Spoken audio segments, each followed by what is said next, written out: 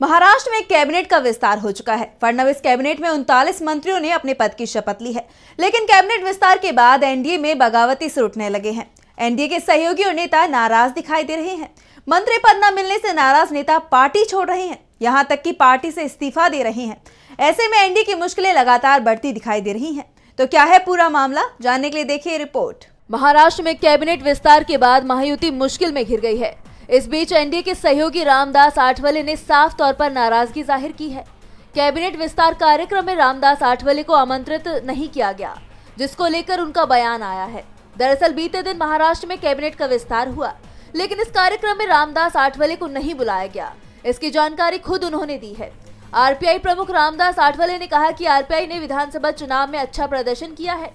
हमने देवेंद्र फडणवीस के साथ कई बैठकें की। उन्होंने हमसे कम से कम एक मंत्रालय देने का वादा किया था, लेकिन अब कैबिनेट विस्तार में मुझे आमंत्रित नहीं किया गया। उन्होंने आगे कहा कि मुख्यमंत्री और उप मुख्यमंत्री इस कार्यक्रम में शामिल हुए, मगर महायुति गठबंधन का हिस्सा होने के बावजूद मुझे निमंत्रण नहीं भेजा गया। इस पर आठवले ने नाराजगी जताई है। वहीं शिवसेना के नेता भी मंत्री पद न मिलने से नाराज हैं। बता दें कि महाराष्ट्र में काफी दिनों के विचार विमर्श के बाद फडणवीस कैबिनेट का विस्तार हो चुका है। मंत्रिमंडल में कुछ नए चेहरों को मौका दिया गया है, तो कुछ पुराने चेहरों को दोबारा मंत्री बनाया गया है। सरकार ने कई ऐसे मंत्रियों को शामिल किया है जो अभी भी ईडी की जांच का सामना कर रहे हैं।